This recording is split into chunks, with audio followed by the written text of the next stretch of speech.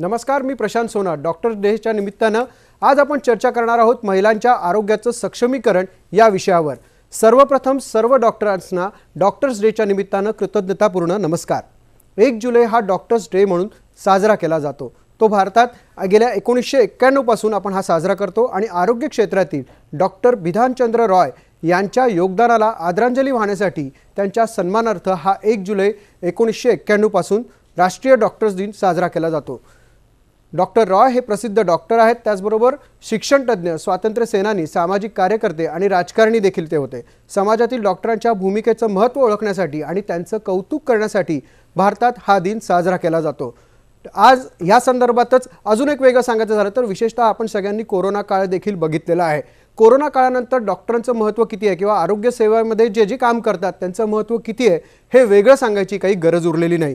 त्यामुळे तुम्हाला आम्हाला सगळ्यांना माहिती आहे डॉक्टरांचं महत्त्व आपल्या रोजच्या जीवनात किंवा विशेषतः कुठला आजार जडला तर किती असतं हे तुम्हाला निश्चितपणे सांगून किंवा जाणून देण्याची अजिबात गरज नाही. पण या डॉक्टर्स दिनानिमित्त आज आपण एक विशेष शो करणार आहोत महिलांच्या आरोग्याच्या सक्षमीकरणासंदर्भात. आणि यासाठी आज आपल्याकडे मान्यवर उपस्थित आहेत डॉक्टर करिश्मा कीर्ती. डॉक्टर करिश्मा कीर्ती यांना ब्रेस्ट कॅन्सरच्या संदर्भात 12 वर्षांचा देखील अनुभव आहे, ज्यामध्ये त्यांनी सर्जिकल ऑन्कोलॉजिस्ट म्हणून काम केलेलं आहे. डॉक्टर कीर्ती यांनी 2020 मध्ये टाटा कॅन्सर रिसर्च मेमोरियल इन्स्टिट्यूटमधून ब्रेस्ट सर्जरीमध्ये फेलोशिप केलेली आहे. अधिक माहितीसाठी सांगायचं झालं तर जसलोक हॉस्पिटल मुंबई येथे त्या कार्यरत आहेत. डॉक्टर नंदिता पालशेतकर यांच्या संदर्भात सांगायचं झालं तर हजारो वंध्यत्व असणाऱ्या जोडप्यांसाठी आशेचा किरण देणाऱ्या एक्सपर्ट डॉक्टर नंदिता पालशेतकर या 12 ब्लूम IVF केंद्राच्या संचालिका आहेत. मागील 31 वर्षांपासून त्या या क्षेत्रामध्ये कार्यरत आहेत. लीलावती हॉस्पिटल आणि DY पाटील हॉस्पिटल नवी मुंबई या वैद्यकीय संस्थांमध्ये त्या कार्यरत आहेतच आणि IVF सोसायटी ऑफ इंडियाच्या त्या प्रेसिडेंट देखील आहेत. त्याचसोबत आपल्याकडे आहेत डॉक्टर निवेदिता श्रेयांश, ज्या स्वतः ख्यात शिक्षणतज्ञ आहेत. त्या पिल्लई ग्रुप ऑफ इन्स्टिट्यूशन्सच्या संचालिका आहेत. कॉर्पोरेट रिलेशन आणि मॅनेजमेंट स्टडीजसाठी त्या असोसिएट प्रोफेसर आहेत. त्यांचा हातखंडा हा मार्केटिंग क्षेत्रात विशेषतः ब्रँड मॅनेजमेंटमध्ये आहे. भारतभरातील 1 लाखाहून अधिक तरुणांना त्यांनी स्ट्रेस मॅनेजमेंट आणि एकंदरीतच फिट राहण्यासाठीचं मोफत प्रशिक्षण देखील दिलेलं आहे, हे विशेष. त्याचबरोबर हार्टफुलनेस वरती त्या विशेष कार्य करतात. आणि आज आपण या तिघांकडनं जाणून घेणार आहोत महिलांचं जे विशेषतः आरोग्याच्या दृष्टीने सक्षमीकरण करणं गरजेचं असतं, कारण महिलांवरती सगळा पूर्णपणे परिवार अवलंबून असतो आणि त्यासाठीच आज आपण ही विशेष चर्चा ठेवलेली आहे. डॉक्टर करिश्मा, आपण स्वतः एक ऑन्कोलॉजिस्ट आहात, ब्रेस्ट कॅन्सरच्या तज्ज्ञ आहात. मुळात हा ब्रेस्ट कॅन्सर वाढण्याचं प्रमाण का होत चाललं याच्यासाठी काय काय कारणीभूत असतं? ब्रेस्ट कैंसर आजकल हमने सुना है कि काफ़ी नंबर्स उसके बढ़ गए हैं और इसके कई रीज़न्स हैं. पहली बात तो ये है कि हम लोग की अब जो हम लोग इमेजिंग करते हैं, जो मैमोग्राफी अल्ट्रासाउंड करते हैं, उसकी तकनीक भी काफ़ी अच्छी हो गई है. उसके कारण भी हम ब्रेस्ट कैंसर काफ़ी छोटे और अर्ली स्टेजेस में पकड़ पा रहे हैं. दूसरी बात ये है कि अनफॉर्चुनेटली हमारी जो जीवन शैली है वो काफ़ी वेस्टर्न होते जा रही है. तो हमने देखा है इनफैक्ट इवन इन इंडिया कि अर्बन स्पेसेस में जो ब्रेस्ट कैंसर के रेट्स हैं वो काफ़ी हाई हैं, 1 in 24 विमेन, और जो रूरल एरियाज़ में है वो काफ़ी लो है, 1 in 64 विमेन. तो आप ये समझ सकते हैं अगर आप रूरल टाइप का की जीवन शैली फॉलो करेंगे, जो घर पे खाना अच्छा खाना होता है वो खाएं, कुछ दिन में एक्सरसाइज करें और नशे की चीज़ें जैसे अल्कोहल से दूर रहे, ये सबसे ब्रेस्ट कैंसर के रिस्क कम होते हैं और ये हम जानते हैं. तो ये बहुत इम्पॉर्टेंट है कि हमारे जो इंडियन ट्रेडिशन्स है उसको फॉलो करने से ब्रेस्ट कैंसर का रिस्क एक्चुअली कम हो सकता है. सामान्यतः कोणती लक्षणं असतात ज्याकडे लक्ष दिलं पाहिजे स्त्रियांनी? सबसे इम्पॉर्टेंट और सबसे कॉमन जो ब्रेस्ट कैंसर का सिम्टम या प्रेजेंटेशन होता है वो है ब्रेस्ट में गांठ आना. और बहुत बार हमने ये देखा है कि ये जो गांठ होती है उसमें दर्द नहीं होता है, ये पेनलेस लंप होता है. इसके कारण कई महिलाएं उसको इग्नोर भी करती हैं. तो बहुत इम्पॉर्टेंट है कि अगर ब्रेस्ट में कोई भी गांठ है, चाहे उसमें दर्द हो या ना हो, वो डॉक्टर को दिखाना चाहिए. उसके अलावा निप्पल में कुछ चेंजेस जैसे कि अंदर जाना या उससे कुछ स्त्राव, कुछ डिस्चार्ज आना, उसको भी दिखाना चाहिए. और स्किन के चेंजेस, अगर ब्रेस्ट पे कोई घाव हो गया है जो नॉर्मल दवाइयों से ठीक नहीं हो रहा है, ये भी एक ब्रेस्ट कैंसर का लक्षण हो सकता है. तो इस पर ध्यान दें, अपने ब्रेस्ट को जांचें, हर महीने देखें, ताकि अगर कुछ भी होना है, अगर छोटा सा भी छोटा गांठ, आप अपने डॉक्टर को बताएं. हिचकिचाए नहीं।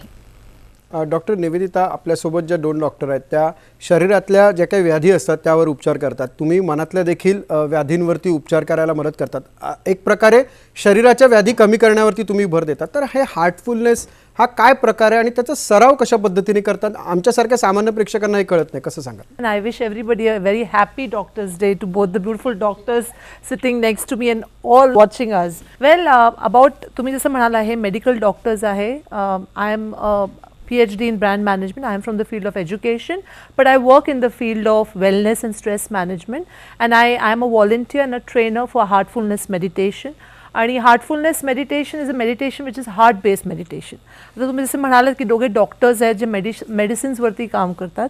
So I would like to present heartfulness as जहाँ पर दवा ख़त्म हो जाती है वहाँ पर दुआ शुरू हो जाती है.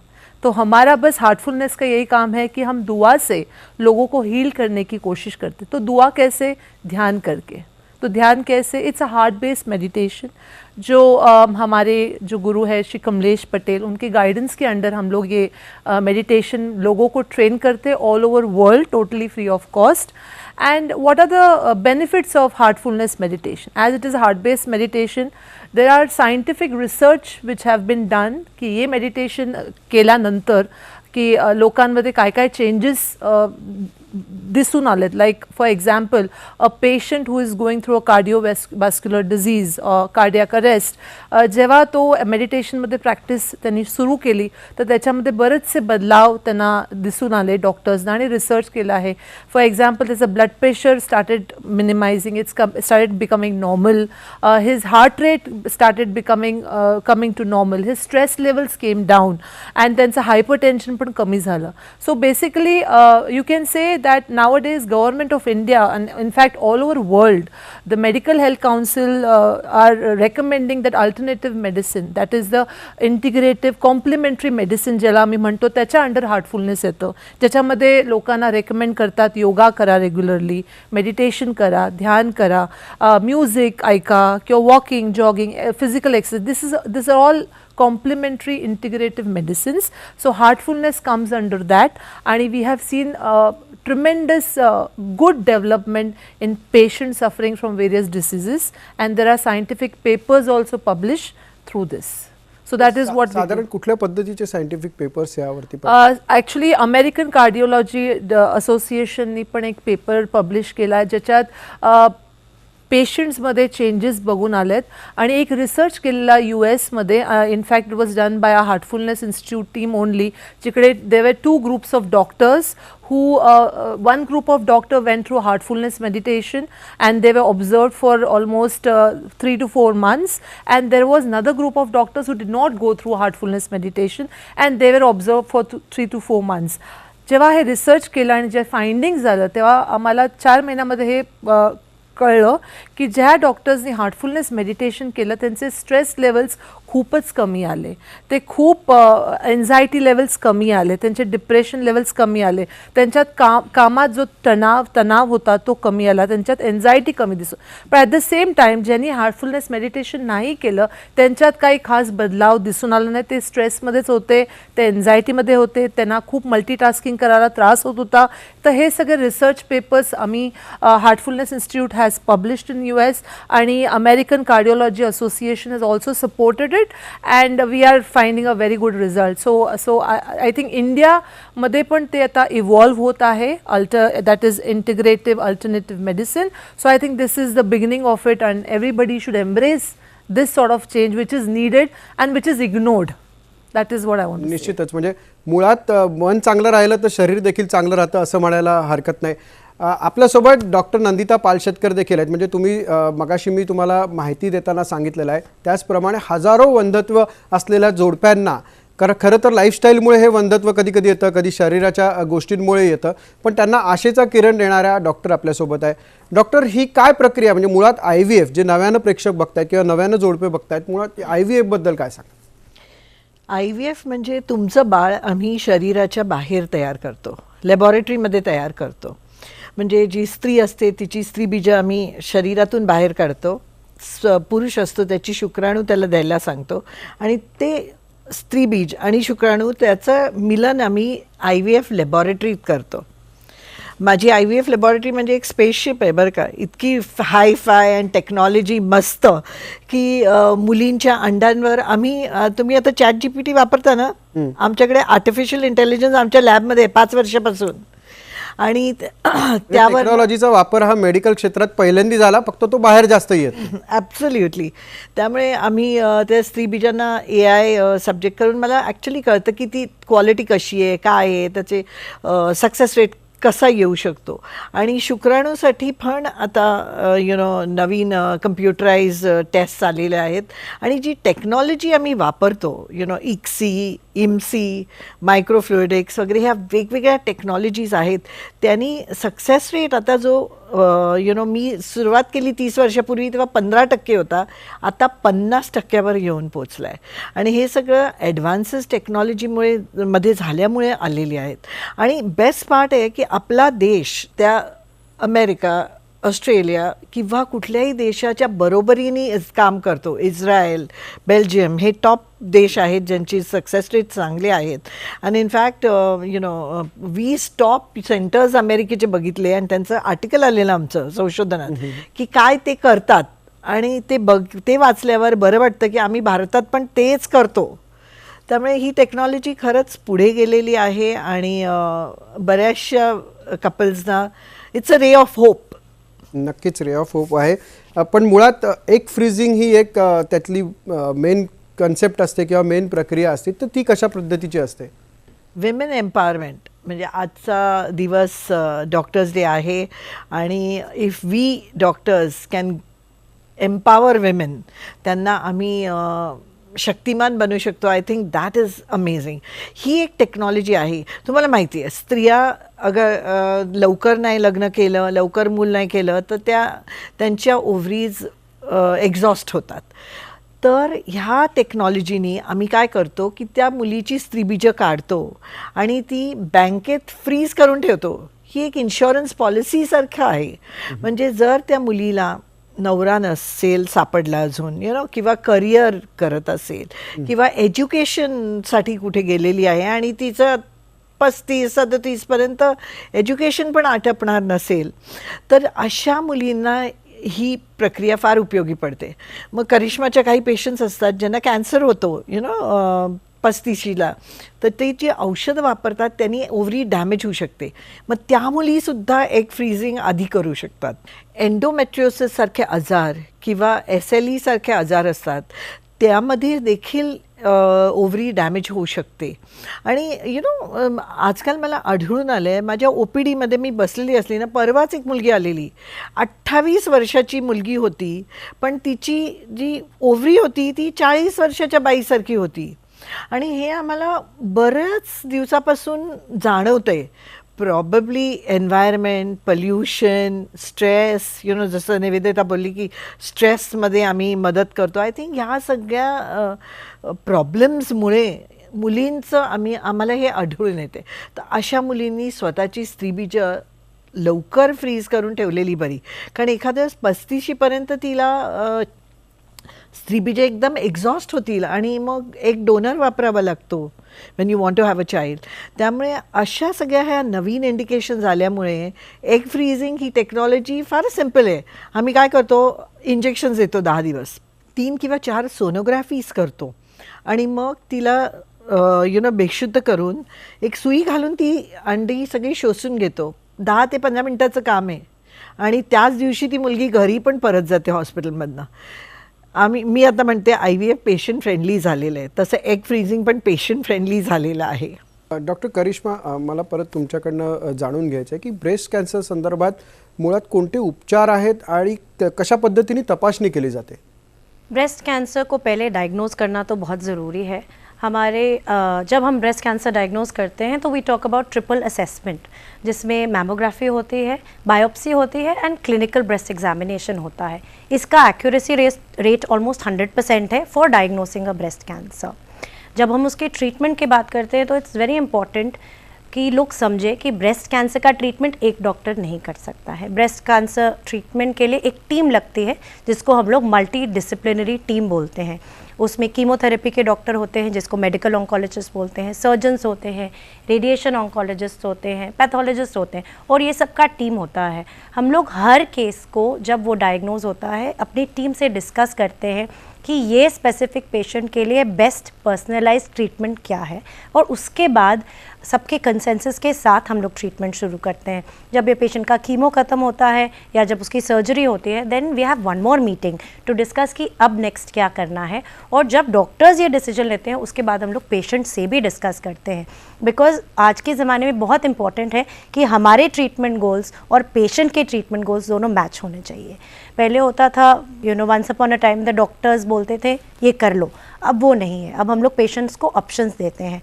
आपको जब हम सर्जरी करते हैं तो हम बोलते हैं हम ब्रेस्ट बचा के भी ऑपरेशन करते हैं, लेकिन अगर आपको चाहिए तो पूरा ब्रेस्ट निकालने का भी ऑप्शन है।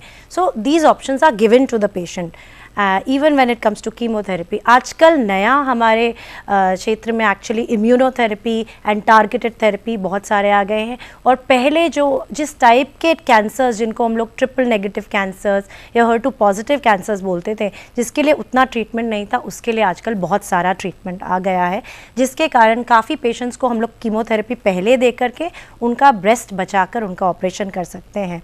एंड विथ ब्रेस्ट कैंसर एक बहुत इंपॉर्टेंट चीज़ है कि हमारा सर्वाइवल रेट आजकल बहुत अच्छा हो गया है। So we have patients coming back after 15-20 years. तो what we are now concentrating on is quality of life. साधारण एखाद्या म्हणजे स्त्रीला जर ब्रेस्ट कॅन्सर डिटेक्ट झाला तर पूर्ण बरं व्हायला किंवा बऱ्या होण्याची प्रक्रिया किती काळ चालते? सो जनरली मोस्ट पेशेंट्स को अगर standard chemotherapy surgery all that मिलाकर करीब 6 to 8 months लगता है। जैसे कि हमने बोला टारगेटेड थेरेपी वो कभी कभी 1 साल तक चलती है। एंड यंगर पेशेंट्स में we give depends, some patients are hormone positive और उनको हम लोग 5 से 10 साल तक एक टैबलेट देते हैं। बट इसका मतलब ये नहीं है कि ओ मेरे को इतने समय तक ट्रीटमेंट लेना पड़ेगा। इसका मतलब ये भी होता है कि 5 to 10 years तक वो लोग का प्रोटेक्शन बना रहता है and these patients actually do well. मुळात म्हणजे एखादी ट्रीटमेंट सुरू झाली तर त्याचा एक निश्चित टाइम टेबल आहे, पण जेव्हा स्पेशली मनाच्या संदर्भात असतात किंवा हार्टफुलनेसचा विषय असतो त्यावेळेला डेली रुटीनमध्ये या गोष्टी फॉलो करणं सोपं असतं का? कारण आपण त्याच्याकडे दुर्लक्ष बऱ्याच वेळा केलं जातं. This is a very good question, Prashant ji. Actually, I always say life is not always 2 minutes Maggi noodles, right? Everything comes to you instant. That is what everybody thinks की speed. आता सगळ्यांना speed पाहिजे की मला पटकन काय मिळेल, पण असं पटकन आणि शॉर्टकटमध्ये काही असं खास जे आपण एक्सपेक्ट करतो तर रिझल्ट येत नाही. So in Heartfulness meditation the best results come when you practice this meditation every day. तुम्ही स्वतःला जर का क्वालिटी वेळ दिला दिवसातनं 20 ते 30 मिनटं, if you sit with your self in silence, if you meditate, if you connect with your inner self, तर तुमच्या डोक्यातले मनातले जेवढे कन्फ्युजन्स असतात ते ऑटोमॅटिकली क्लिअर होत जाणार. तुम्ही जर का समजा कुठल्या गोष्टीमध्ये फ्रस्ट्रेट होत असाल, तुमच्याकडे त्याचं सोल्युशन मिळत नसेल, तर तुम्ही डोळे बंद करून 10 मिनटं बसा. ऑटोमॅटिकली ते सोल्युशन तुमच्यासमोर येणार बिकॉज यू आर कूल, काम and relax. So that will automatically तुमचा अर्धा प्रॉब्लेम इथेच संपणार. ॲट द सेम टाईम अभ्यास, आम्ही म्हणतो हार्टफुलनेसमध्ये अभ्यास is very important, practice is important. Until unless you practice this every day, you will not enjoy the joyful feeling what you get after meditation. आता जगात सगळे जण सगळीकडे they go everywhere, you know, in search of happiness. सगळे म्हणतात अरे मला piece पाहिजे, मला हॅपीनेस पाहिजे, I want to be joyful. पण त्यांना हे कळत नाही आहे ते हॅपीनेस त्यांना स्वतःतनं मिळू शकतं by using this meditation skills. After this meditation जे तुमचं अँटी सेल्युलर एजिंग जे असतं ते पण तुमचं खूप ड्रॅमॅटिकली कमी होतं. देन पीपल विल से हे यू आर लुकिंग यंगर, तुझ्या चेहऱ्यावरती काय ग्लो आहे. हे सगळं कशामुळे? Because you are happy from inside, because you are managing your stress, because you are finding solutions for your problem, because you are less confused, you are decluttering yourself by cleaning technique. तर हे आणि it is free of cost. Doctor Nandita, तुम्ही IVF सारख्या गोष्टीवरती treatment करता, त्याच्या संदर्भात तुम्ही माहिती देखील सांगितली, पण बऱ्याच वेळा विषय असा होतो की कुटुंबाचं असतं, तर कुटुंबाकडनं तुम्हाला कशा पद्धतीने रिॲक्शन्स येतात? कधी कधी त्या जोडप्याला पटत असतं पण घरी पटत नसतं, तर हा काय संघर्ष असतो आणि त्याच्यावर कशी मात केली पाहिजे, प्रेक्षकांसाठी हे महत्त्वाचं आहे जास्त.